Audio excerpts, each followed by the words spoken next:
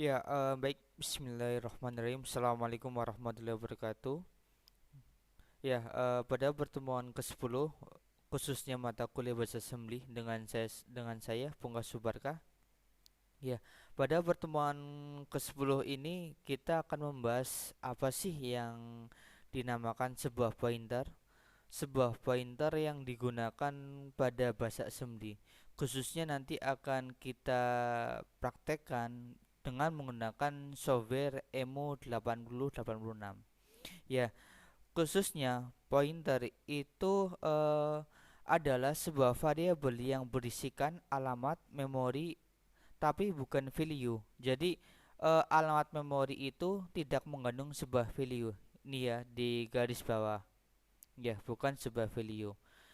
Atau dengan kata lain dapat dikatakan bahwa pointer adalah suatu variabel penunjuk ke alamat memori tertentu.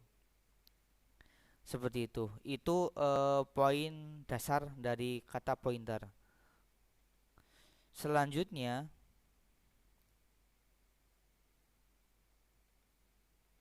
ya.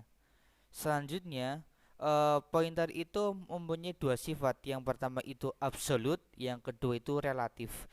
Jika absolut, absolut bertujuan untuk alamat fisik yang sebenarnya atau alamat virtual yang ada di memori virtual. Memori virtual itu tersimpan pada emulator ya. Jadi ketika teman-teman besok mempraktekkan entah itu di rumah atau di kosan ataupun dimanapun itu jika alamat fisiknya yang sebenarnya itu sifatnya absolut pointernya seperti itu. Nah, kedua itu ada yang namanya sifat relatif. Sifat relatif itu sebuah offset ya dari alamat awal absolut dasar ya, yang biasanya menggunakan sebuah bit yang lebih sedikit daripada alamat lengkap. Tetapi biasanya juga akan membutuhkan satu tambahan operasi aritmetika. Jadi perbedaan dari relatif dan absolut itu kata kuncinya satu. Jika relatif itu atau absolut salah satunya membutuhkan ya satu tambahan operasi aritmetika, baik itu operasi aritmetika pengurangan, penambahan ataupun yang lainnya. Jadi operasi aritmetika kan baru saya bahas pada pertemuan sebelumnya atau pertemuan ke-9. Seperti itu. Sampai sini sudah ada gambaran ya tentang pointer, apa sih yang dinamakan pointer dan sifat-sifatnya. Baik, saya lanjutkan. Nah, pada konsep dasar pointer itu jika data referensi dan agar memperoleh pointer difference ya, maka dapat ya umum pointer disimpan di lokasi yang berbeda di dalam memori. Jika fitur yang membedakan pointer dengan jenis referensinya yaitu nilai pointer yang dimaksud dianggap sebagai alamat memori. Jadi tujuannya itu sebagai alamat memori ya atau sebagai alat memori yang merupakan konsep tingkat rendah. Jadi pointer itu merupakan konsep tingkat rendah ya yang ada di bahasa assembly seperti itu. Nah, eh dari pembahasan pointer ya, saya harap teman-teman ada gambaran sedikit ya tentang pointer. Nah, selanjutnya tentang tipe data. Jadi, tipe data itu berhubungan dengan pointer ya jika diimplementasikan dalam sebuah program. Jadi, ketika besok teman mahasiswa itu menjumpai tipe data yang digabungkan dalam suatu program, semoga kalian tidak bingung ya, seperti itu. Nah, tipe data dalam konsep sebuah pointer itu ada satu 2 3 4 5 6 ya, 6 bagian. Nah, dari 6 bagian ini ada eh ukurannya masing-masing. Saya jabarkan dulu. Satu, yang pertama itu ada namanya DB ya atau singkatan DB itu define byte ya. Define byte itu besaran jumlah byte-nya satu. Ingat-ingat ya. Jika DB itu ukurannya 1 byte. Nah, yang kedua itu ada DW. DW itu define word ya. Define word itu ukurannya ada 2 bit ya. Seperti itu. Nah, yang ketiga itu ada define double word ya. Jika yang DD itu besaran jumlah bitnya 4. Yang selanjutnya itu ada DF ya, define forward word ya, ada 6 bit ya. Ada juga selanjutnya ada DKey, define quad word ya, ada 8 bit, dan DT ya, ada atau juga yang dinamakan dengan define 10 bytes ya, ada 10 bit. Jadi jika teman-teman nanti diimplementasikan ke dalam sebuah program, ini tipe datanya dengan besaran jumlahnya. Ya, tinggal kalian disesuaikan dengan program yang teman-teman akan buat nantinya. Seperti itu. Lanjut ya. Nah, ini ya, ini merupakan contoh suatu program dari contoh tipe data ya, khususnya di materi ke-10 tentang pointer dan tipe data. Jika ya, ini kan dot model small sampai org 100H itu merupakan kewajiban ketika teman-teman membuat suatu program di assembler ya, atau emulator 8086. Nah, jika tadi ya saya jabarkan A sampai dengan M itu merupakan variabel ya. Nah, DB itu tipe datanya. Nah, 4 ini merupakan dari value-nya atau nilainya ya, value atau nilai seperti itu. Jadi A DB 4. Jadi ini masuknya 1 byte ya. Nilai awalnya 4. Jadi variabelnya A, nilainya 4. Termasuknya DB ya. Nah, seperti ini. Nah, ini 1 byte ya, saya ulangi lagi. Nah, kemudian jika B itu kan tadi ini ya, masih DB ya. Nah, ini masuknya juga DB. Seperti itu. Jadi antara ini kan nilainya 1 ya, bukan 1 itu dimaknai dengan 1 byte, tapi byte ini besaran yang ada di memori suatu komputer ya. Jadi jangan dimaknai satu ukuran atau satu apa namanya, satu nilai ya. Ini ya A B C sampai dengan M ya. Nah, pada L ya, coba teman-teman amati ya di sini di video pembelajaran pertemuan 10 bisa diamati bahwasannya ada EQ. EQ itu bukan tipe data ya. Jadi ada tipe data umum dan tipe data khusus ya.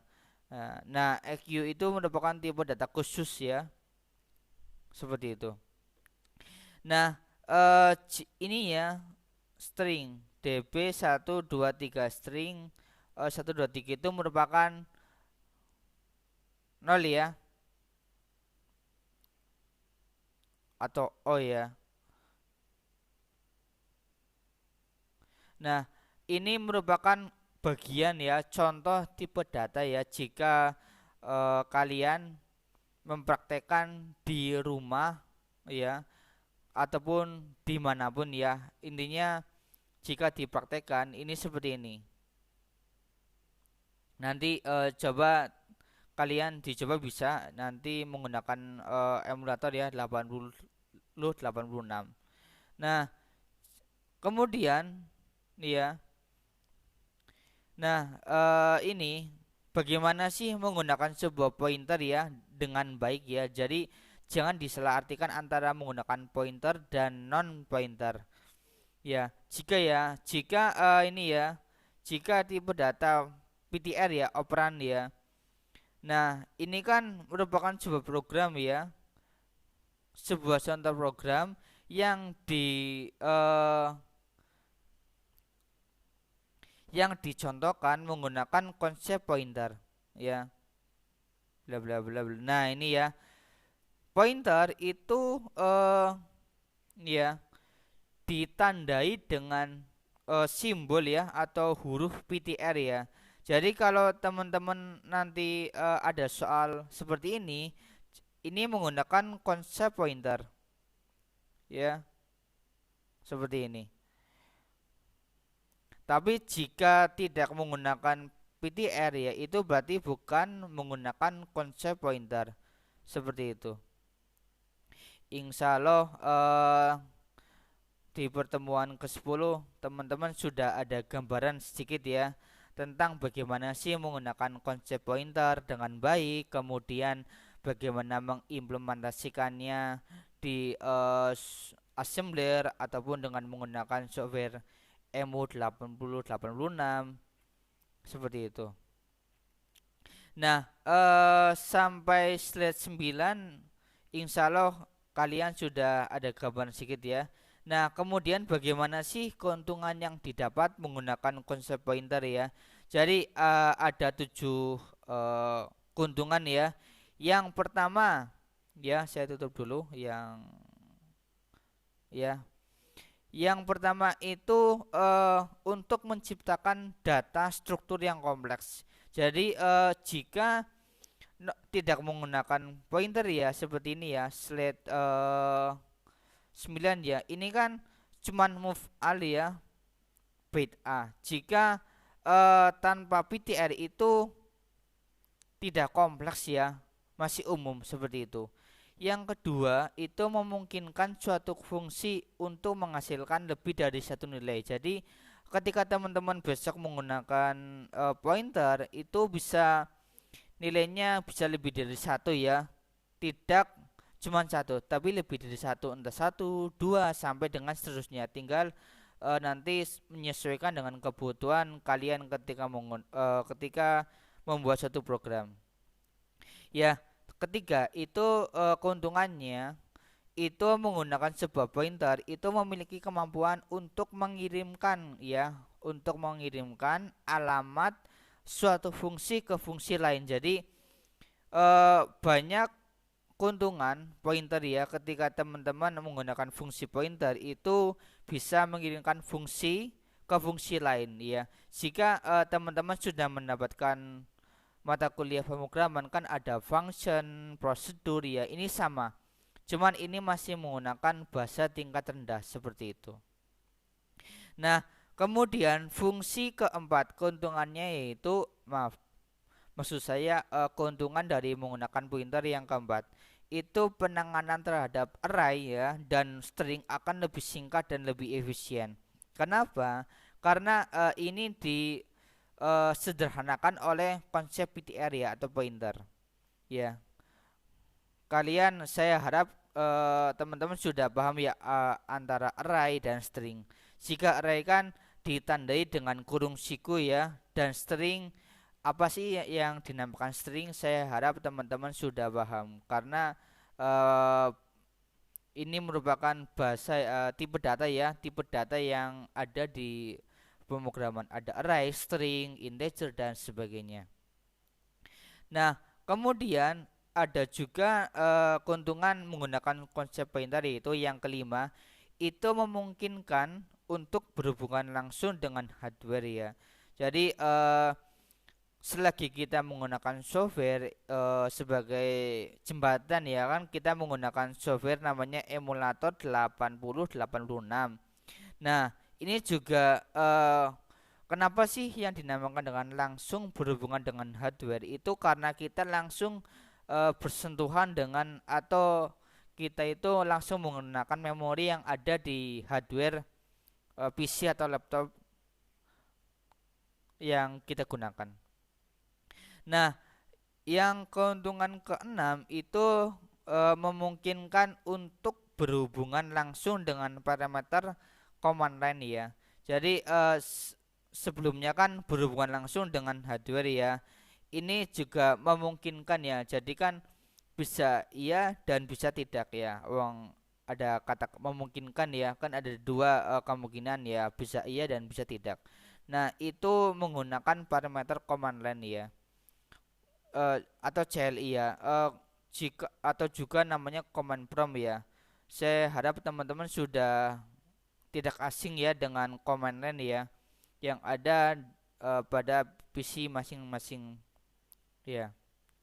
Yang ketujuh itu ada namanya keuntungan dari pointer itu kemampuan bekerja dengan memori ya yang telah dialokasikan secara dinamik ya ataupun statis ya. Jadi kemampuannya itu bagaimana sih dengan memori ya yang dialokasikan dengan secara dinamik ya ataupun statis.